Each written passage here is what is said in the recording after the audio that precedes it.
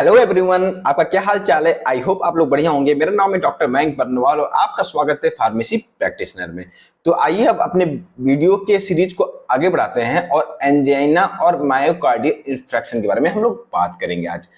देखिए दोस्तों, आज का टॉपिक बहुत ज्यादा इंपॉर्टेंट है और बहुत ही ज्यादा जो है इसको इजीली और बहुत ही आसान तरीके से आपको समझाने की कोशिश की गई है। मैं मानता हूं कि मेरे वीडियो को जो है हिंदी माध्यम के बच्चे भी देखते हैं तो उनके लिए जो है इसको आसान भाषा में और आसान लैंग्वेज में लिख के मैं अपने आप खुद जो है रिप्रेजेंट करता हूं कि आपको आसानी से इस चीज को समझ में आ जाए। तब भी आपको यदि नहीं आता है तो मैं आपसे उम्मीद करता हूं कि आप कमेंट बॉक्स में लिखिए, मैं उसका आंसर जरूर दूंगा और उसको और अपग्रेड करने की कोशिश करूंगा। तो चलिए शुरू करते हैं और टॉपिक के ऊपर जाते हैं। पहले हम बात करते हैं कि आखिर इस्केमिक हार्ट डिजीज होते क्या है। ठीक है, ये टॉपिक बहुत ज्यादा इंपॉर्टेंट है क्योंकि एंजाइना और एमआई को पढ़ना है, क्योंकि आप अपना सिलेबस देखिएगा तो उसमें एंजाइना और एमआई, ठीक है, मायोकार्डियल इंफेक्शन जो है जो एक साथ दिया गया है। ठीक है, मायोकार्डियल इंफेक्शन और एंजाइना एक साथ देने का क्या मतलब है, क्योंकि ये इस्केमिक हार्ट डिजीज के अंदर आते हैं। तो आइए जानते हैं इस्केमिक हार्ट डिजीज या क्रोनरी आर्टरी डिजीज क्या होता है, क्योंकि ये दोनों ही जो होते हैं उससे रिलेटेड है, क्रोनरी आर्टरी डिजीज से रिलेटेड है।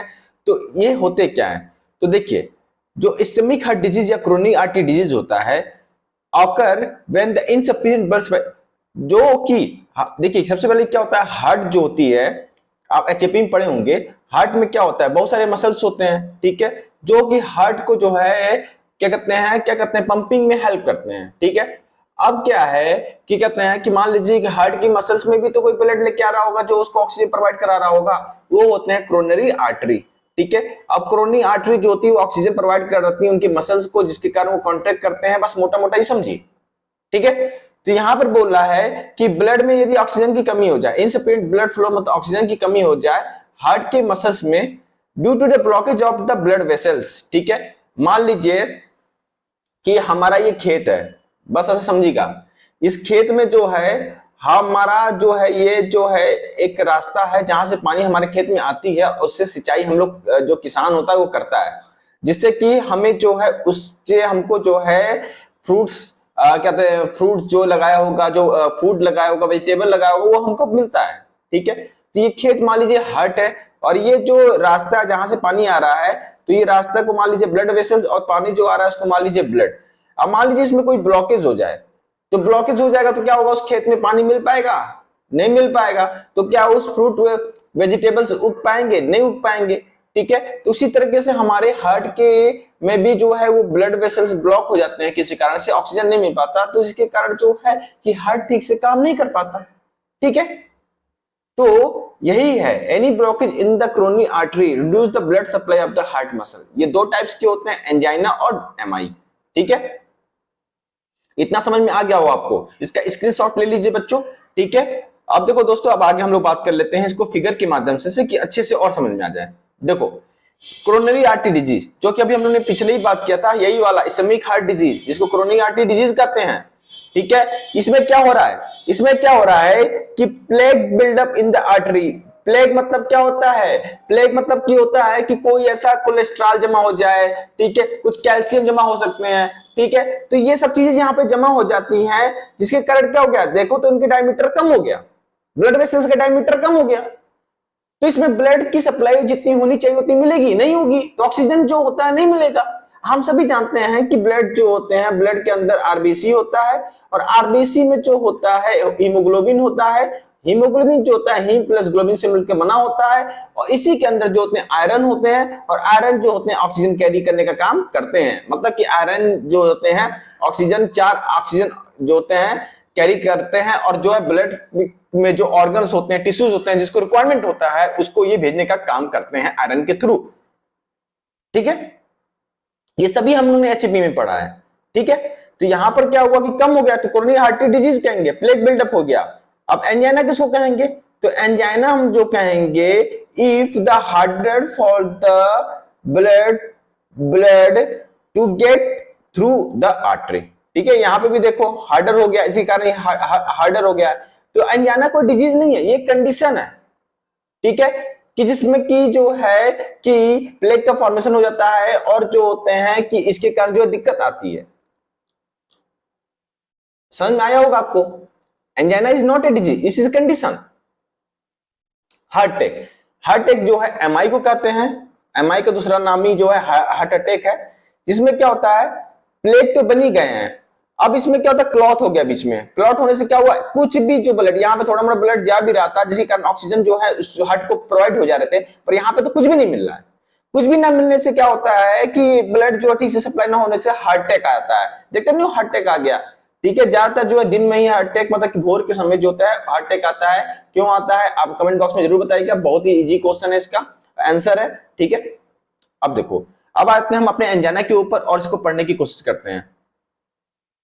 देखो बच्चों, एंजाइना क्या होता है, एंजाइना एक तरह का चेस्ट पेन है, सीने में दर्द, सिनेमा में दर्द करता है, ठीक है, तो सीने में दर्द होता है जिसके कारण डिस्कंफर्ट होता है, ठीक है, दिक्कत आती है, जिससे your heart muscle does not grab, हमारे जो हार्ट मसल्स होती हैं हम पहले ही बता चुके हैं जिनको ऑक्सीजन ठीक से नहीं मिल पाता है जिसके कारण दिक्कत आती है, चेस्ट में पेन होता है, ठीक है। और इसमें जैसे कि मान लो कोई भी आदमी है उसको ना मान लो खाना खूब सूझ लिया, उसका खाना पचा नहीं, इंडाइजेशन हुआ, हमेशा परेशान रह गया, खाना नहीं खाएगा एकदम, उसी तरह की भी एक प्रॉब्लम होती है। यदि किसी को इंडाइजेशन होगा तो उसको लग रहा होगा पेट में जैसे उसको परेशानी होती है, जिस तरह का दर्द होने लगता है कभी कभी किसी कारण से, तो उसी तरह का जो है सेम टू सेम प्रॉब्लम हो सकता है एंजाइना भी, ठीक है। अब एंजाइना कोई डिजीज नहीं होती है, ये एक सिम्टम्स होता है, ठीक है, जिसमें कि हम लोग जो है एमआई को भी आइडेंटिफाई कर सकते हैं भविष्य में, यदि एंजाइना किसी को है तो एमआई होने के चांसेस बढ़ जाते हैं, ठीक है।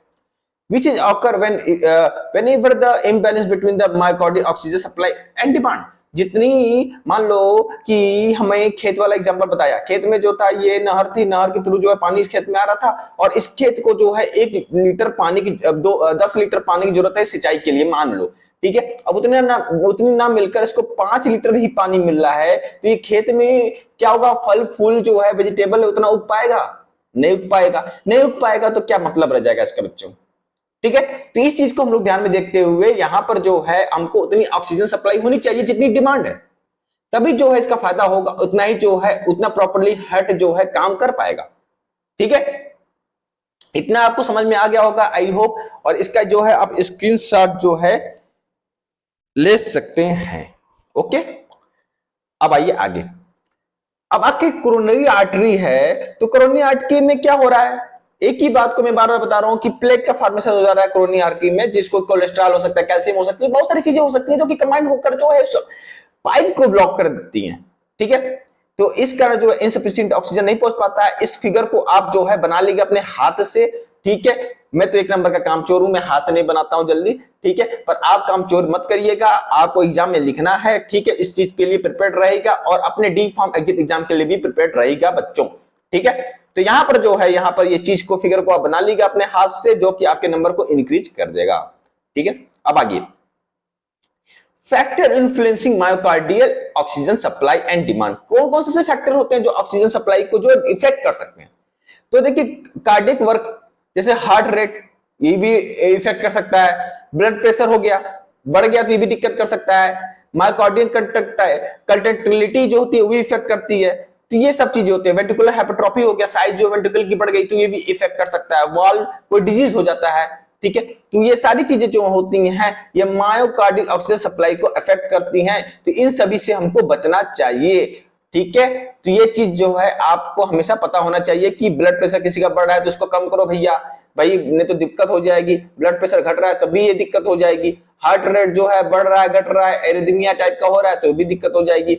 ये सारी चीजें जो हैं आपको कहीं ना कहीं याद रहनी चाहिए, ठीक है। यहाँ पे देखो कोरोनरी आर्टरी है, उसको दिखाया गया, देखो ये दो हार्ट की मसल्स हैं, ठीक है, ऊपर यहाँ पे देखो, यहाँ पे कोरोनरी आर्टरी दी गई है, देखो ये लेफ्ट कोरोनरी आर्टरी है, ठीक है, यहाँ पे राइट कोरोनरी आर्टरी है, ठीक है। तो ये सारी चीजें आपको दिख रही होंगी, ठीक है। इसी कोरोनरी आर्टरी से जो होता है ब्लड सप्लाई होता है, और ये ब्लड सप्लाई जो होता है ऑक्सीजन जो होता है हार्ट की मसल्स जो होती हैं, मसल्स जो होती है उनको मिलता है, और हार्ट जो है कॉन्ट्रैक्ट करता है, बहुत सारी चीजों में वर्क करता है, ठीक है। नेक्स्ट आओ, टाइप ऑफ एंजाइना। देखो जब आप एंजाइना के बारे में पढ़ रहे हो तो टाइप्स के बारे में आपको पता होना चाहिए, और आपको पता है भी, मुझे ऐसा लगता है, तभी मैं आपको पढ़ा देता हूं एंजाइना के बारे में, क्योंकि कॉपी भरना भी तो है हमको। तो नॉर्मल एंजाइना के बारे में, तो एंजाइना 3 तरह के होते हैं, स्टेबल एंजाइना, अनस्टेबल एंजाइना और वेरिएंट एंजाइना। वेरिएंट एंजाइना को बच्चों कॉपी में लिखो, इसको प्रिजमेंटल एंजाइना भी कहते हैं, ठीक है। सेकंड नाम आप याद कर लेना, ठीक है, भूलना मत, प्रिजमेंटल एंजाइना, ठीक है, अपने कॉपी में सब लोग लिखो अभी, ठीक है। नॉर्मल एंजाइना में कोई दिक्कत नहीं है। स्टेबल एंजाइना में एथेरोस्क्लेरोसिस कॉज हो गया है, जो कि फैट आउट हो गया, जो है क्या नाम है, कोलेस्ट्रॉल जमा हो गया है यहाँ पर। अनस्टेबल एंजाइना में देखो तो एथेरोस्क्लेरोसिस का ब्लड क्लॉट भी जमा हो गया है, ठीक है। और वेरिएंट एंजाइना में ध्यान से देखो तो यहाँ पर क्रोनरी स्पाज्म हो गया, जो वाल है अंदर की ओर दब गई है। ये याद होना चाहिए आपको कि इन तीनों में क्या अंतर है। स्टेबल एंजाइना में एथेरोस्क्लेरोसिस कॉज हो जाता है, अनस्टेबल एंजाइना में एथेरोस्क्लेरोसिस का ब्लड क्लॉट हो जाता है, और आपका जो लास्ट है वेरिएंट एंजाइना, जिसको प्रिजमेंटल एंजाइना कहते हैं, इसमें जो है क्रोनरी स्पाज्म आ जाता है, ठीक है। तो ये सारी चीजें जो है आपको याद होगी बच्चों। याद क्या करना, अपने कॉपी में हिंदी में लिखो, हिंदी में लिखो इस चीज को, और अपने कॉपी में लिखो, ये याद रहेगा, एग्जाम में लिखने में काम आएगा, ठीक है। ज्यादा अंग्रेजी बाबू नहीं बनना है हमको, हमको ऐसी चीज काम करनी है जो हमारे लैंग्वेज में एफर्ट करे, हमको समझ में आए और एग्जाम में हम इसको लिख सकें, ठीक है। अब देखो इटियोपैथोजेनेसिस के बारे में हम लोग बात कर लेते हैं कि इटियोपैथोजेनेसिस होती क्या है।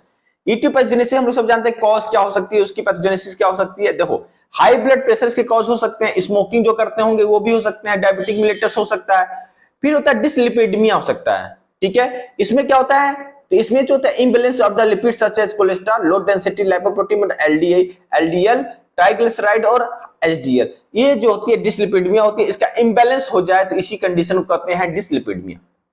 फिर है फैमिली हिस्ट्री में, ठीक है, किसी को हो सकता है प्रीमेच्योर सीबीडी हो, कार्डियोवास्कुलर डिजीज हो, ठीक है, ओवरवेट ओबेसिटी हो, ठीक है, ये सारे रीजन हो सकते हैं। अनहेल्दी डाइट लेता हो बंदा, ठीक है, एथेरोस्क्लेरोसिस कॉज हो जाए, खूब खूब खा रहा है, फैटी सामान खा रहा है, तेल घी खा रहा है, रगड़ रगड़ के खा रहा है, मोटा जा रहा है, तो उसको तो होना ही है। कोई बॉडी हेल्थ नहीं है, कोई एक्सरसाइज नहीं हो रही है, तो ये सब चीजों होना ही है। तो इस चीजों को हमको ध्यान में देने की जरूरत है। कोकेन का यूज कर रहा है, क्रोनी आर्टरी स्पाज्म हो गया, ठीक है, blockage of the coronary artery हो गया, ठीक है, फिर क्या इन्फ्लेमेशन हो गया, ठीक है, इंजरी होगी क्रोनी आर्टरी में किसी कारण से, ठीक है, ये सारे रीजन जो है हो सकते हैं, ठीक है। तो एथेरोस्क्लेरोसिस बच्चों क्या होता है, एथेरोस्क्लेरोसिस क्या होता है कि इसमें जो होता है ये मोस्ट कॉमन कॉज होता है एंजाइना पेक्टोरिस के लिए, जिसमें कि जो होता है कोलेस्ट्रॉल फैट और आके जमा हो जाते हैं और वो क्रोनी आर्टरी ब्लॉक हो जाती है, वो नली ब्लॉक हो जाती है और ब्लड का फ्लो नहीं हो पाता। ये सबसे बड़ा रीजन होता है, यही चीज इसमें लिखा हुआ है, इसको पढ़ लेना, ठीक है। अब आओ clinical manifestation, sign and symptoms क्या हो सकते हैं इसके, तो बहुत ही आसान है साइन एंड सिम्टम्स हमको जानने के लिए। तो इसको साइन एंड सिम्टम्स क्या हो सकते हैं, पहला तो है स्क्वीजिंग होगी। क्या होगी बच्चों, बोलो बोलो सब लोग बोलो, स्क्वीजिंग, ठीक है। तो स्क्वीजिंग जो होती है इसके इंपॉर्टेंट हो सकती है, और ये जो होती है आपको जानने की जरूरत है कि स्क्वीजिंग स्क्वीजिंग स्क्वीजिंग, ओके। फिर क्या है नेक्स्ट हम देख सकते हैं, तो नेक्स्ट जो है हम इसको देखते हैं, जैसे कि स्क्वीजिंग का मतलब क्या हो सकता है। तुम ये सोचो कि स्क्वीजिंग मतलब हो क्या होता है, तो कैसे कोई चीज लगता है ना कस के दबा रहा है, समझ लो कोई पेशेंट आ जाता है तो पूछो भैया दर्द है, तो कुछ सिम्टम्स को पता होने चाहिए आपको, ठीक है। तो दर्द है यहाँ पर, तो क्या है भैया, तो बताएगा कि लेफ्ट आर्म में दर्द हो रहा है सर जी, फिर क्या कहते हैं पैर में झन्नाट आ रही है, चक्कर टाइप का आ रहा है, ठीक है। तो सब बीपी नापिए, बीपी नापने के बाद जो उसके आगे बढ़िए। तो ये जो है फिजिशियन का काम होता है बहुत सारी चीजों को लेकर, ठीक है। तो क्या कहते हैं कि इसमें जो है स्क्वीजिंग जो है इंपॉर्टेंट काम होता है, ठीक है। पर आपको भी जो है अपने फार्मेसी में ये सब चीजें आनी चाहिए।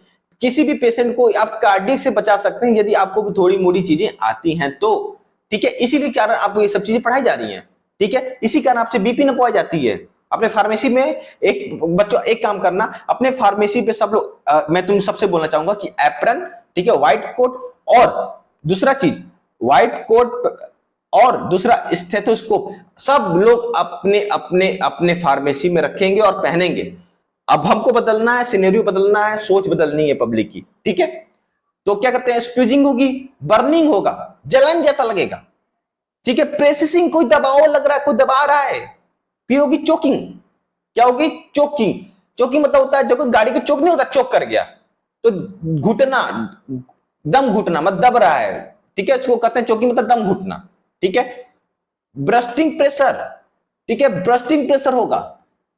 तो ये जो होती है ब्रस्टिंग प्रेशर क्या होती है, तो ब्रस्ट प्रेशर क्या होता है कि वो मिनिमम प्रेशर होता है, ठीक है, जिसमें कि जो है कि कॉजेज इरिवर्सिबल डैमेज और द पाइप और ब्रस्टिंग, बाय ब्रस्टिंग, ठीक है। ये ब्रस्टिंग प्रेशर क्या होता है, वो मिनिमम प्रेशर होता है जिसमें करंट की कोई पाइप जो है ब्रश कर जाए, इरिवर्सिबल हो और ब्रश कर जाए, तो ब्रस्टिंग प्रेशर भी हो सकता है, ठीक है। टीबी से आए तो ये जाके क्या स्ट्रोक भी कॉज कर सकते हैं, ये सारी चीजें आपको याद होनी चाहिए।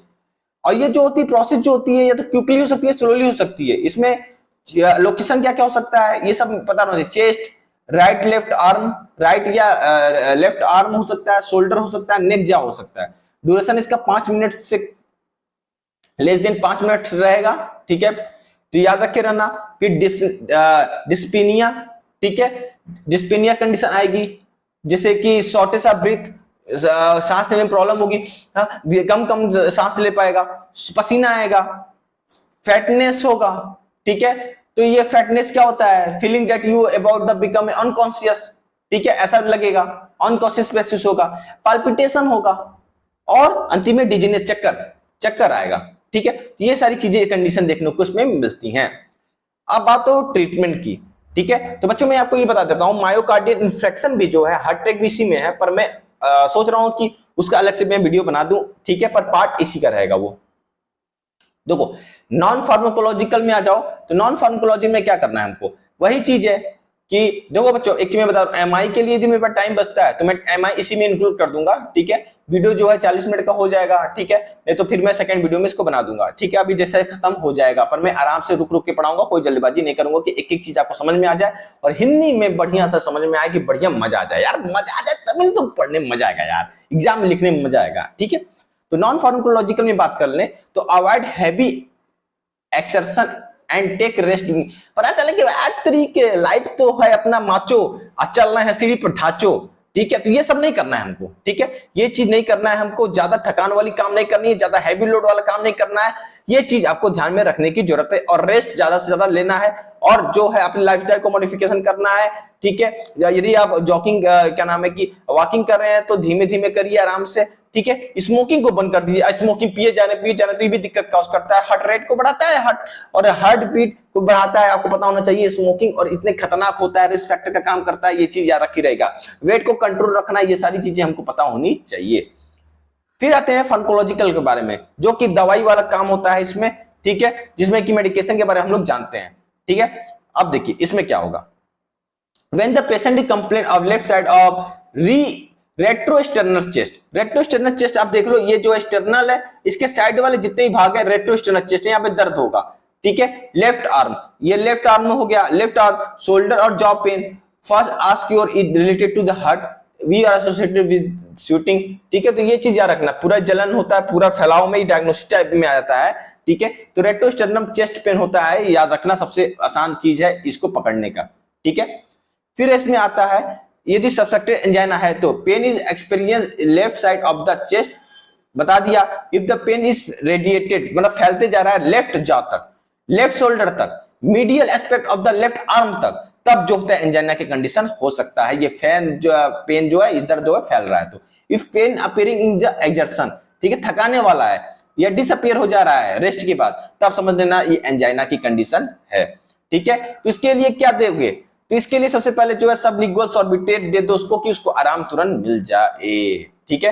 एक चीज और बता देना है बच्चों, क्या कहते हैं कि हाइपरटेंशन के केस में भी जो है सॉर्बिट्रेट दे देते हैं जीभ के नीचे, कि उसको तुरंत आराम मिल जाए, और कोई भी कंडीशन होती है तो 5 mg में आती है, इस चीज को याद रखे रहना, ठीक है। तो ये चीज जो है अप्लाई की जाती है बहुत सारे फिजिशियन के द्वारा, और क्या नाम है क्लिनिकल फार्मेसिस्ट के द्वारा भी वो की जाती है, ठीक है।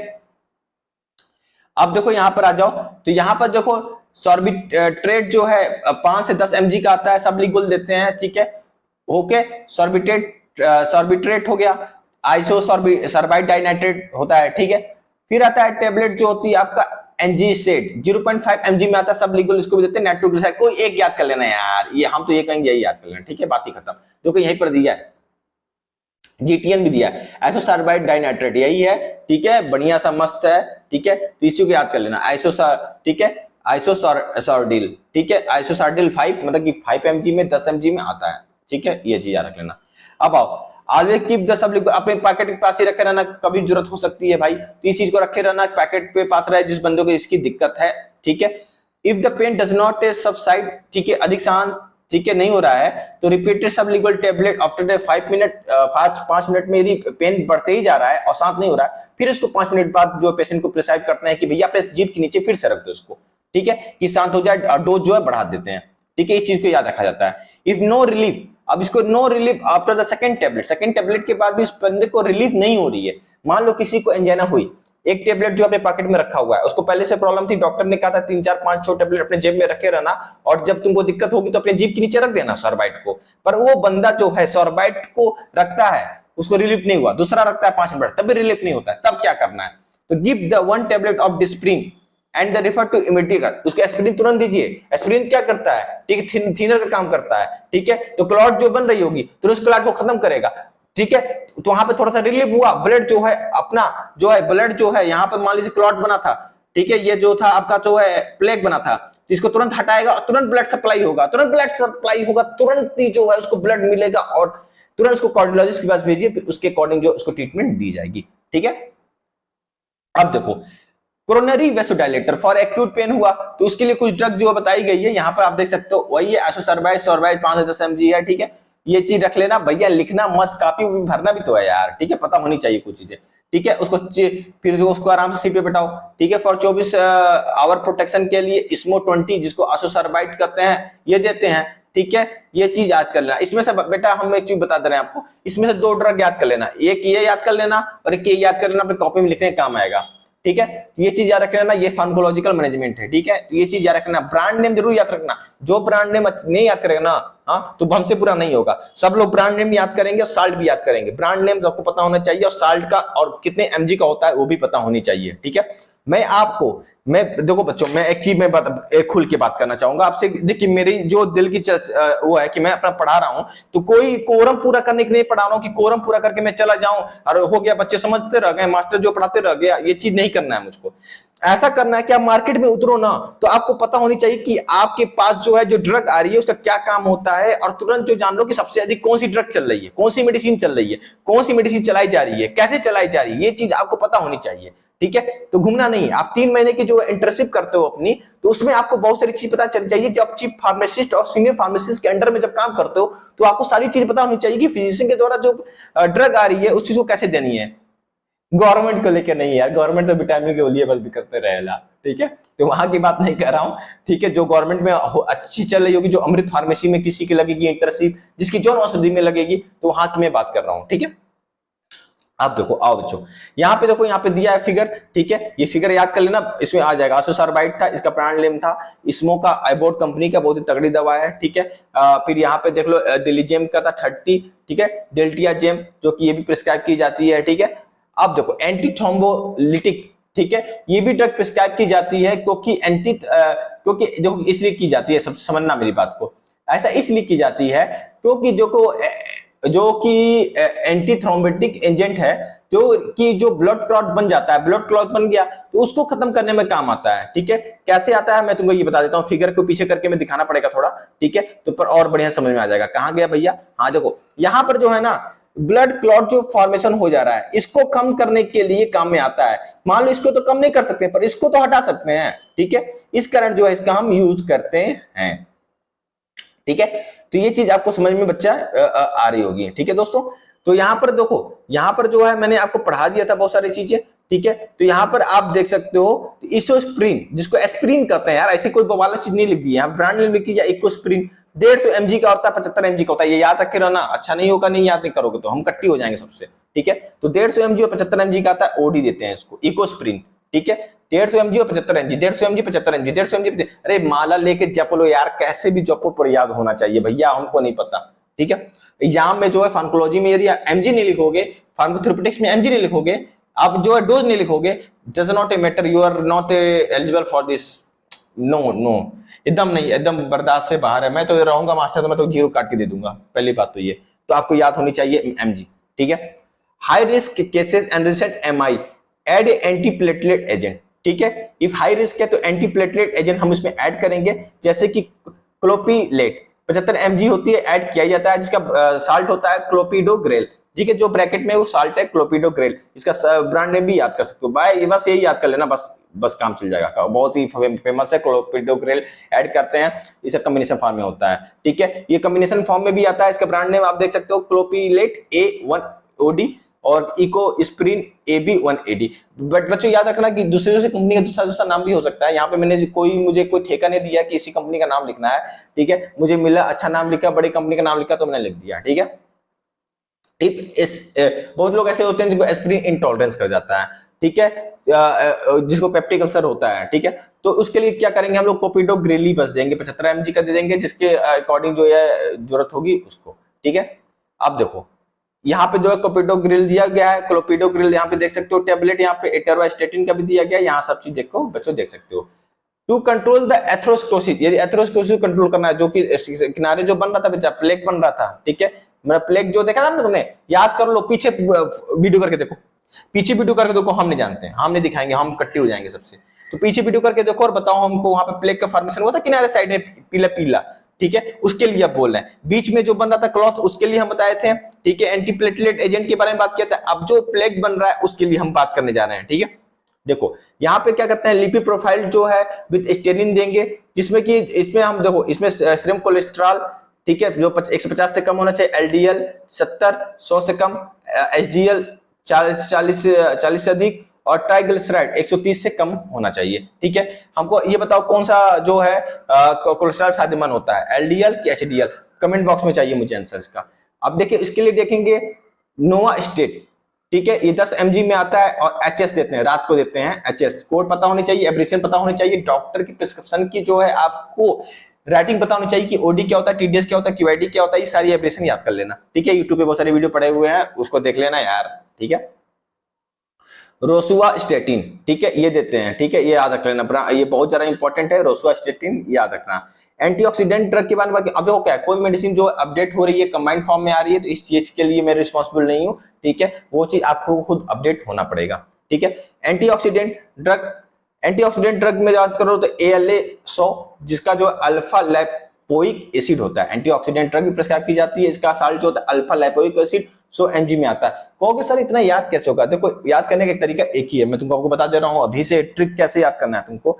ये ड्रग जो है ना, तुमको ना अपने कॉपी में तो लिख लिया, अपने कॉपी में रखने के बाद ना तुम्हारे आसपास जो होंगे इसके पेशेंट होंगे, ठीक है, तो उनको देखो किसी बहुत लोग की जो है ये फार्मेसी करने आते हैं, तो फार्मेसी की दुकानें होती हैं उनकी खुद की, ठीक है, मेडिकल की दुकानें होती हैं, वहां पे जाकर देखो इस पेशेंट को मिल रहे हैं, तो बहुत लोग में जो है मोबाइल पे व्हाट्सएप पे इसके केस आते हैं, तो उसको देखो, देखते देखते तुमको याद हो जाएगा। मैं कोई भी ट्रिक बताने वाला नहीं हूँ कि ये फलान ट्रिक वो ट्रिक कुछ नहीं काम आता, तुमको अपने कॉन्सेप्ट पे ही भरोसा रखनी चाहिए, हमको ये लगता है और मुझे लगता रहेगा, ट्रिक के चक्कर में मत पड़ना, ठीक है, जहां पे होगा उसके अकॉर्डिंग मैं ट्रिक तुमको बता दूंगा, ठीक है।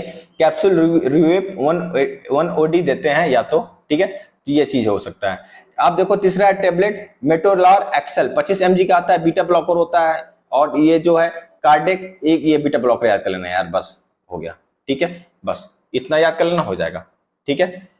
अब ये रहा MI आ गया, तो MI अभी छोड़ो, ठीक है, अभी इतना ही देख लो, तो ये आई थिंक अब याद होगा, तब भी मैं एक बार रिवाइज कर देता हूं तुमको कि समझ में आ जाए, और एक बार देख लो, उसके बाद वो है आपको जो है MI में शुरू करूंगा। एंजाइना मैंने सबसे पहले आपको पढ़ाया इस्केमिक हार्ट डिजीज या क्रोनिक आर्टरी डिजीज क्या होता है, इसके टाइप्स क्या होते हैं, MI क्या होता है, फिर मैंने कंडीशन बताई आपको इस फिगर में, फिर डिफिनेशन बताया, डिफिनेशन के बाद जो है आपको क्रोनिक आर्टरी डिजीज में बताया प्लेग कैसे फॉर्मेशन होता है, फिर फैक्टर के बारे में समझाया आपको, फिर आपको फिगर में समझाया, फिर टाइप ऑफ एंजाइना के बारे में बताया, इटियोपैथोजेनेसिस में बताया कि कैसे स्मोकिंग कारण हो सकता है, एथेरोस्क्लेरोसिस मेन कॉज हो सकते हैं इसके, फिर क्लिनिकल मैनिफेस्टेशन के बारे में बताया, बर्निंग कैसे आएगी, लेफ्ट आर्म में कैसे फैलेगी, फिर नॉन फार्माकोलॉजिकल ट्रीटमेंट बताया, फार्माकोलॉजिकल ट्रीटमेंट बताया, इसमें जो है बहुत सारे इंपॉर्टेंट जो है ड्रग्स के बारे में बताया, और आपको जो है आपको इसके mg याद होने चाहिए, ठीक है, ये सारे mg आपको बताया है मैंने, और ये mg जो है आपको जो है कितने कितने कौन सी आती है आपके एग्जाम में बहुत ज्यादा इंपॉर्टेंट है। फिर आपको बताया कि एक्यूट पेन में क्या होना चाहिए, फिर एंटी थर्मोटिक्स ड्रग्स के बारे में बताया, फिर आपको जो है एथेरोस्क्लेरोसिस ड्रग्स के बारे में बताया, ठीक है, तो ये सारी चीजें आपको मैंने पूरी समझा दी गई है। तो दोस्तों प्यारो मित्रों, ठीक है, बहुत ही मेहनत लगता है इस वीडियो को बनाने में, और मैं बहुत ही कोशिश करता हूँ कि आपको समझ में भी आ जाए। ठीक है, पूरी अपनी जी जान लगाता हूँ कि आपको समझ में आना भी चाहिए। ठीक है, तो बच्चों मैं आपसे उम्मीद करता हूँ कि आप वीडियो को आगे भी फॉरवर्ड जरूर करते होंगे, अपने दोस्तों यारों को जरूर शेयर करिए यार। अपने देखो, ज्ञान ऐसी चीज होती है ना, अपने पास रखने से कोई फायदा नहीं है। ठीक है, ज्ञान को हमेशा शेयर करनी चाहिए और दूसरों को भी बतानी चाहिए। यदि आपको ये वीडियो अच्छा लगता है तो जरूर इसको शेयर करिए। ठीक है, और लाइक का थंब जो है मार्क जरूर दीजिए, क्योंकि लाइक मिलने से मुझे पता चल जाता है कि आपको वीडियो अच्छा लगा। ठीक है, यदि कोई भी गिला शिकवा हो तो जरूर उसको आप कमेंट बॉक्स में पूछिए, मैं इसको आंसर आपको जरूर दूंगा। ठीक है, तो दोस्तों आज के लिए इतना ही, फिर मिलेंगे नई वीडियो के साथ। Thank you.